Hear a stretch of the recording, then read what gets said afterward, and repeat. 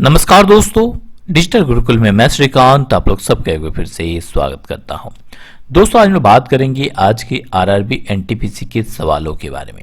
किस प्रकार के प्रश्न पूछे जा रहे हैं आरआरबी में और आपके आने वाले एग्जाम के लिए कितने इंपॉर्टेंट है। आप किसी भी एग्जाम की तैयारी क्यों ना कर रहे हो, सभी एग्जामिनेशंस के लिए मोस्ट इंपॉर्टेंट है, क्योंकि एग्जाम में इस तरह के प्रश्न बार बार रिपीट होते हैं। बढ़ते हैं पहले प्रश्न की ओर कि CSIR का पूर्ण रूप यानी फुल फॉर्म क्या है। तो पूछा गया CSIR का फुल फॉर्म, तो इसका फुल फॉर्म है council of scientific and industrial research. अब डेफिनेटली मन में प्रश्न आएगा कि ये CSIR है क्या। आपको बता दो कि ये CSIR जो है भारत के सबसे बड़ा अनुसंधान एवं विकास संगठन यानी रिसर्च एंड डेवलपमेंट संगठन है। इसकी स्थापना 1942 को की गई थी। इसका हेडक्वार्टर नई दिल्ली में है। इसके अध्यक्ष की अगर बात करें तो भारत के प्रधानमंत्री इसके अध्यक्ष होते हैं और इसके उपाध्यक्ष केंद्रीय विज्ञान और प्रौद्योगिकी मंत्री होते हैं।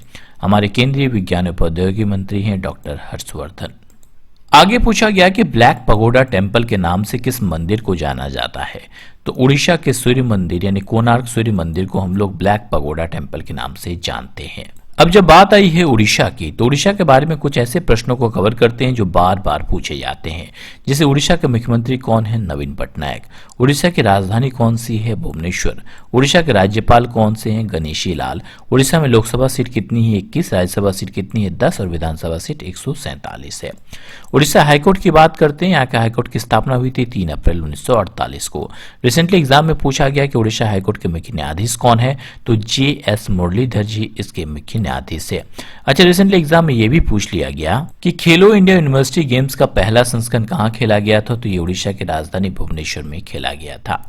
इसके अलावा हाल ही में पेटा द्वारा नवीन पटनायक को हीरो टू एनिमल अवार्ड से भी सम्मानित किया गया। कई सारे प्रश्न और पूछे जाते हैं। क्या आपको पता है कि भारत का सबसे लंबा डैम कौन सा है? तो भारत का सबसे लंबा डैम है हीराकुंड डैम, जो कि महानदी के ऊपर बनी है और ये महानदी कहाँ पे है? उड़ीसा में है। ब्लैक पगोडा टेम्पल कौन सी है? कोणार्क सूर्य मंदिर, जो कि उड़ीसा में है। बारावती स्टेडियम कहाँ पे है? तो ये उड़ीसा के कटक में है। और हाल ही में झारसुगुड़ा हवाई अड्डे का नाम बदलकर क्या रखा गया? वीर सुरेंद्र हवाई अड्डा रखा गया। इसके अलावा हाल ही में वंदे उत्कल जननी को उड़ीसा का राजकीय गान का दर्जा मिला, मोस्ट इंपॉर्टेंट है। इसके अलावा एग्जाम में यह भी पूछा जाता है कि उड़ीसा का स्थापना दिवस कब मनाया जाता है? तो 1 अप्रैल को। अच्छा, क्या आपको पता है कि नुखाई त्योहार जो है, नुआखाई त्योहार किस राज्य में मनाया जाता है? तो ये उड़ीसा में मनाया जाता है। बात करते हैं हॉकी की। मोस्ट इंपॉर्टेंट सवाल है, ध्यान रखिए। 2023 का हॉकी वर्ल्ड कप जो है वो कहाँ खेला जाएगा? तो ये उड़ीसा की राजधानी भुवनेश्वर में खेला जाएगा। 2018 में भी हॉकी वर्ल्ड कप जो है उड़ीसा की राजधानी भुवनेश्वर में खेला गया था, जिसमें बेल्जियम ने जीत हासिल की थी। 2023 में भी यही खेला जाएगा, ध्यान रखिए, मोस्ट इंपॉर्टेंट है। इसके अलावा एग्जाम में बार बार पूछा जाता है कि विटरकर्णिका नेशनल पार्क कहां पे है? तो ये कहां है? उड़ीसा में है। और ये स्पेशल है मगरमच्छ पालन के लिए, ध्यान रखिए। सिमलीपाल नेशनल पार्क, नंदनकानन और चिल्का झील ये सारे उड़ीसा में है। चलिए फटाफट आगे बढ़ते हैं कि अहमदनगर की कौन सी रानी अकबर के साथ लड़ी थी? तो सही उत्तर हो जाएगा चांद बीबी। चांद बीबी कहाँ की थी? अहमदनगर की थी। और वो उड़ीसा किसके साथ लड़ी थी? तो वो अकबर के साथ लड़ी थी। और इन्हें चांद खातून और चांद सुल्ताना के नाम से भी जाना जाता है। चांद बीबी अहमदनगर के हुसैन निजाम शाह की प्रथम बेटी थी। अगला मोस्ट इंपॉर्टेंट प्रश्न पूछा गया फीफा वर्ल्ड कप के बारे में कि फुटबॉल का मेंस वर्ल्ड कप नेक्स्ट कब खेला जाएगा? तो 2022 में खेला जाएगा। कहाँ खेला जाएगा? तो ये कतर में खेला जाएगा।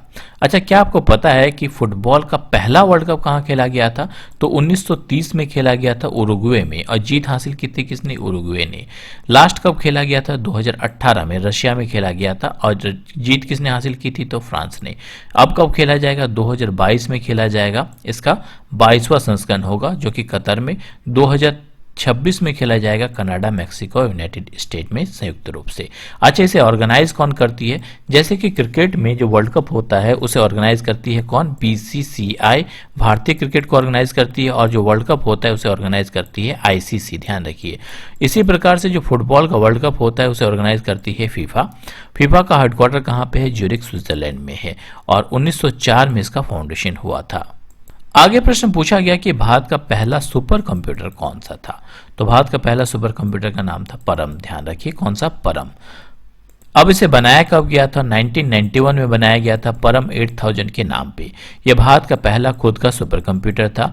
परम जो है संस्कृत लैंग्वेज से लिया गया है, जिसका अर्थ है सुप्रीम पावर। ध्यान रखिए, अगर पूछा जाए कि पूरे वर्ल्ड का पहला सुपर कंप्यूटर कौन सा था, तो वो था एलियाक 4, जो कि 1975 में बनाया गया था। अगला प्रश्न पूछा गया कि 2019 में दुनिया में पेट्रोलियम का दूसरा सबसे बड़ा उत्पादक देश कौन सा है? ध्यान रखिए, दूसरा पूछा गया है। तो दूसरा सबसे बड़ा उत्पादक देश है संयुक्त राष्ट्र अरेबिया, यानी सऊदी अरेबिया दूसरा सबसे बड़ा उत्पादक देश है। अगर पहला पूछा जाता तो वो होता है यूनाइटेड स्टेट, दूसरे नंबर पे सऊदी अरेबिया है, तीसरे नंबर पे रशिया है। अच्छा, एग्जाम में रिसेंटली ये पूछ लिया गया कि ब्लैक गोल्ड के नाम से किसे जाना जाता है, तो हम लोग क्रूड ऑयल को जानते हैं ब्लैक गोल्ड के नाम से। अगला प्रश्न पूछ लिया गया कि छत्तीसगढ़ की राजधानी कौन सी है, तो उसकी राजधानी है रायपुर और प्रस्तावित राजधानी है अटल नगर। ध्यान रखिए, बात आई है छत्तीसगढ़ की। छत्तीसगढ़ के मुख्यमंत्री हैं भूपेश बघेल। इंडियन नेशनल कांग्रेस की सरकार है। यहाँ के गवर्नर है अनुसुईया उइके और इसमें फॉर्मेशन हुआ था 1 नवंबर 2000 को। अगर बात करते हैं हाईकोर्ट की, छत्तीसगढ़ हाईकोर्ट के मुख्य न्यायाधीश अभी है PR रामचंद्रन मेनन। बात करते हैं छत्तीसगढ़ की, छत्तीसगढ़ सरकार के द्वारा हाल ही में दाई दीदी मोबाइल क्लिनिक योजना की शुरुआत की गई और हाल ही में भारत का पहला गार्बेज कैफे कहाँ खोला गया, तो छत्तीसगढ़ की अंबिकापुर में खोला गया। और यहाँ के नेशनल पार्क की बात करते हैं तो कांगड़ा घाटी नेशनल पार्क कहाँ पे है? छत्तीसगढ़ में है। इंद्रावती नेशनल पार्क और गुरु घासीदास नेशनल पार्क ये भी कहाँ पे है? छत्तीसगढ़ में है। आगे पूछा गया कि भारत का लार्जेस्ट विक्ट्री टावर कौन सा है, तो वह है फतेह बुर्ज। याद रखिए, फतेह बुर्ज भारत का सबसे ऊंचा है, जो कि 328 फीट ऊंचा है। ध्यान रखिए, और ये बाबा बांदा सिंह बहादुर के शहादत पर समर्पित है और ये कहाँ पे है? पंजाब में है। 30 नवंबर 2011 को बनाया गया। अगला प्रश्न जो पूछा गया कि साइमन कमीशन में कितने भारतीय सदस्य थे, तो इसमें एक भी भारतीय सदस्य नहीं थे, सातों के सातों सदस्य अंग्रेज थे। और इसी साइमन कमीशन के विरोध में लाला लाजपत राय की मृत्यु हो गई थी लाठी की चोट से। आगे पूछा गया कि भारतीय संविधान में कितने अनुच्छेद यानी आर्टिकल है, तो वर्तमान में भारतीय संविधान में 395 आर्टिकल यानी अनुच्छेद है, 22 पार्ट है, 12 शेड्यूल्स है। 2020 के जनवरी की अगर बात करें तब तक भारत में 104 अमेंडमेंट पास हो चुके थे और 1950 में पहला अमेंडमेंट पास हुआ था। आप अगर बता सकते हैं कि वर्तमान में भारत में कितने अमेंडमेंट पास हो चुके हैं, कमेंट बॉक्स पे कमेंट करके बताइए। अगला प्रश्न है कि भीमराव अंबेडकर हवाई अड्डा कहाँ पे है, तो ये कहाँ पे है? महाराष्ट्र में है। ध्यान रखिए, भीमराव अंबेडकर हवाई अड्डा। अगला प्रश्न पूछा गया कि भारत में संयुक्त राष्ट्र के 2030 मेगा सिटी क्या है, तो मुंबई, कोलकाता, बेंगलुरु, चेन्नई, हैदराबाद और अहमदाबाद 2030 के संयुक्त राष्ट्र के अनुसार मेगा सिटी है। अगला प्रश्न पूछा गया कि AC यानी अल्टरनेटिव करंट को डायरेक्ट करंट में कौन परिवर्तित करता है, तो अल्टरनेटिंग करंट को अगर हम लोगों को डायरेक्ट करंट में कन्वर्ट करना हो तो उसके लिए रेक्टिफायर का यूज़ किया जाता है, निर्दिष्टकारी का यूज़ किया जाता है, जो कि अल्टरनेटिंग करंट को हम लोग को डायरेक्ट करंट में कन्वर्ट करता है। अगला प्रश्न पूछा गया फिजिक्स से कि ध्वनि की गति सॉलिड से गैस पर जाने पर क्या होती है। अगर मतलब साउंड ट्रेवल कर रही है सॉलिड से, अगर वो गैस में ट्रेवल करती है तो साउंड का स्पीड क्या होगा? हमेशा डिक्रीज करेगा। एक बात आपको ध्यान रखना है कि जो साउंड की स्पीड है वो सबसे ज़्यादा होती है सॉलिड में, उसके बाद जो होती है साउंड की स्पीड लिक्विड में, और सबसे कम होती है साउंड की लिक्विड गैस में। बस इतना याद रखना है, साउंड की स्पीड हाईएस्ट होती है सॉलिड में, फिर लिक्विड में और उसके बाद गैस में सबसे स्लोएस्ट होती है। अगला प्रश्न पूछ लिया गया कि भारत का पहला बांध कौन सा है, तो राधानगरी डैम भारत का पहला बांध है, जो कि एक ग्रेविटी डैम है। ये महाराष्ट्र में बनाया गया है राधानगरी, और ये भारत का पहला डैम है जिसे कि 1907 में बनाया गया था। अगला प्रश्न पूछा गया कि मानव शरीर में कितनी हड्डियां होती है, तो मानव शरीर में कुल बोन्स की संख्या 206 होती है, बट जब बच्चे का जन्म होता है तो उनमें 300 हड्डियां होती है, बाद में उसे घटकर 206 हो जाती है। अगर पूछा जाए कि मानव के खोपड़ी में कितनी हड्डियां होती है, तो वो 8 हड्डियां होती है। अगर पूछा जाए मानव शरीर की सबसे बड़ी हड्डी कौन सी है, तो वह फीमर यानी जांघ की हड्डी। मानव शरीर की सबसे छोटी हड्डी कौन सी है, तो वह स्टेपिज जो कि कान की हड्डी है। मानव शरीर की सबसे मजबूत हड्डी है जबड़े की हड्डी, और मानव शरीर की सबसे कठोर तत्व होता है वो जो होता है दांत का एनिमल। आगे पूछा गया कि कथकली कहाँ का नृत्य है, तो कथकली ध्यान रखिए केरल का नृत्य है। इसके अलावा कई और पूछे जाते हैं बहुत ही इंपॉर्टेंट बार बार, जैसे भरतनाट्यम कहाँ का नृत्य है, क्लासिकल नृत्य है, तमिलनाडु का, कथक उत्तर प्रदेश का, कथक कली केरल का, कुचिपुड़ी आंध्र प्रदेश का, मणिपुरी मणिपुर का, उड़ीसी का, और सत्या आसाम का, मोहिनीअट्टम जो है वो केरल का। ध्यान रखिए। एक प्रश्न पूछ लिया गया कि ओडोमीटर क्या है, तो ओडोमीटर को एक्चुअली में हम लोग ट्रेवल कितना डिस्टेंस ट्रेवल किया ये मेजर करने के लिए यूज करते हैं, जो कि गाड़ी में लगे होते हैं। अगला प्रश्न राष्ट्रपति के बारे में पूछ लिया गया कि राष्ट्रपति की शक्ति किस में निहित होती है, तो कार्यपालिका में निहित होती है भारत के राष्ट्रपति की शक्ति। अब कुछ ऐसे प्रश्न होते हैं जो भारत के राष्ट्रपति के बारे में बार बार पूछे जाते हैं, जैसे देश का प्रथम नागरिक कौन होता है, भारत का राष्ट्रपति होता है। तीनों सेनाओं यानी जल सेना, थल सेना और वायुसेना, इनका प्रमुख कौन होता है, तो भारत का राष्ट्रपति होता है। देश का संवैधानिक प्रमुख कौन होता है, बहुत बार पूछा गया, तो देश का संवैधानिक प्रमुख भारत का राष्ट्रपति होता है, जबकि देश का वास्तविक प्रमुख भारत का प्रधानमंत्री होता है। और भारत के कार्यपालिका का भी प्रमुख होता है भारत के राष्ट्रपति। वर्तमान में हमारे राष्ट्रपति हैं श्री रामनाथ कोविंद जी, ये भारत के 14वें नंबर के राष्ट्रपति हैं। भारतीय संविधान के अनुच्छेद 52 से 78 के बीच में भारत के राष्ट्रपति के बारे में वर्णन है। कार्यकाल की बात करते हैं, भारत के राष्ट्रपति का कार्यकाल होता है 5 वर्षों का। इसका चुनाव किसके द्वारा किया जाता है, लोकसभा, राज्यसभा और विधानसभा के निर्वाचित सदस्यों द्वारा राष्ट्रपति का चुनाव किया जाता है। राष्ट्रपति की सैलरी होती है 5 लाख रुपये। इसे सुप्रीम कोर्ट के मुख्य न्यायाधीश द्वारा शपथ ग्रहण करवाया जाता है। एग्जाम में रिसेंटली पूछ लिया गया कि भारत के प्रथम राष्ट्रपति को भारत रत्न कब मिला था, तो भारत के प्रथम राष्ट्रपति थे राजेंद्र प्रसाद जी, और उन्हें 1962 को भारत रत्न से सम्मानित किया गया था। तो ये कुछ प्रश्न थे जो भारत के राष्ट्रपति के बारे में पूछा जाता है। अगला प्रश्न पूछा गया कि भारत का पहला फ्लोटिंग स्कूल कहाँ पे है, यानी तैरता हुआ स्कूल कहाँ पे है, तो वह है लोकटक लेक में, जो कि मणिपुर में है। ध्यान रखिए, लोकटक लेक भारत का एकमात्र तैरता हुआ लेक है, और ये से इसके ऊपर एक पार्क भी है जो कि फ्लोटिंग नेशनल पार्क है, जिसका नाम है काम्बू लांगजो नेशनल पार्क। यह है कहाँ पे, यह है मणिपुर में। मणिपुर के मुख्यमंत्री हैं एन बीरेन सिंह, मणिपुर का राजधानी है इम्फाल, और मणिपुर की राज्यपाल है निज़्मा हेपतुल्ला। और भारत का पहला स्पोर्ट्स यूनिवर्सिटी कहाँ बन रहा है, तो इसी मणिपुर में बन रहा है। चलिए फटाफट आगे बढ़ते हैं कि नगर पालिका का सदस्य होने के लिए न्यूनतम कितनी आयु होनी चाहिए, तो न्यूनतम आयु 21 वर्ष होनी चाहिए सदस्य होने के लिए, और 30 वर्ष होनी चाहिए उसका अध्यक्ष होने के लिए। आगे पूछा गया नाबार्ड के बारे में कि नाबार्ड का फॉर्मेशन कब हुआ था, तो 12 जुलाई 1982 को नाबार्ड का फॉर्मेशन हुआ था। नाबार्ड का फुल फॉर्म बहुत ज्यादा पूछा जाता है, तो नाबार्ड का फुल फॉर्म है national bank for agriculture and rural development, यानी राष्ट्रीय कृषि और ग्रामीण विकास बैंक। नाबार्ड एक विकास बैंक है जिसकी प्राथमिकता होती है देश के ग्रामीण क्षेत्रों पर विकास करना। ध्यान रखिए, 1981 में जो है इसका फाउंडेशन हुआ था। एक्चुअली में फाउंडेशन का डेट है 12 जुलाई 1982। ध्यान रखिए, हेडक्वार्टर मुंबई में है, और अभी इसके चेयरपर्सन है हर्ष कुमार बानीवाला जी, बहुत इंपॉर्टेंट है। अगला प्रश्न पूछ लिया गया गांधी इरविन संधि के बारे में कि ये कब हुआ। ये 5 मार्च 1931 को हुआ था। कब हुआ, ये किसके बीच में हुआ था, महात्मा गांधी और लॉर्ड इरविन के बीच में हुआ था, जिसे कि गांधी इरविन पैक्ट के नाम से जानते हैं। वायसराय लॉर्ड इरविन और महात्मा गांधी के बीच 5 मार्च 1931 को गांधी इरविन समझौता हुआ था। इस समझौता के तहत कुछ चीजें अंग्रेजों ने माना था और कुछ चीजें हमारे भारतीयों ने माना था। तो अंग्रेजों ने किस चीजों को स्वीकार किया था, तो इस गांधी इरविन समझौता के अनुसार से लॉर्ड इरविन ने स्वीकार किया था कि हिंसा के आरोपियों को छोड़कर बाकी सभी राजनीतिक बंदियों को वो रिहा कर देंगे। भारतीयों को समुद्र किनारे नमक बनाने का अधिकार दिया जाएगा, बहुत इंपॉर्टेंट है। इसके अलावा भारतीय शराब एवं विदेशी कपड़े की दुकान के सामने धरना दे सकते हैं। आंदोलन के दौरान त्यागपत्र देने वाले और उनकी पद बहाल किया जाएगा। आंदोलन के दौरान जब्त संपत्ति जो है वापस दे दी जाएगी। जबकि इस गांधी इरविन समझौते के बाद कांग्रेस की ओर से गांधी जी ने निम्नलिखित शर्तों को मान लिया, जैसे सविनय अवज्ञा आंदोलन को स्थगित कर दिया जाएगा, कांग्रेस द्वितीय गोलमेज सम्मेलन में भाग लेंगे, कांग्रेस ब्रिटिश जो सामान का बहिष्कार नहीं करेंगे, और गांधी जी पुलिस की जातिवादी की जांच की मांग को छोड़ देंगे, यानी कि जो जातियां हो रही है उनकी जांच की मांग को छोड़ देंगे। आगे प्रश्न पूछ लिया गया कि स्वतंत्रता के बाद पहली परियोजना किस नदी पर बनाई गई थी, तो स्वतंत्रता के बाद पहली परियोजना दामोदर नदी पर बनाई गई थी। यह बहुउद्देशीय परियोजना थी जिसका नाम दामोदर नदी घाटी परियोजना थी।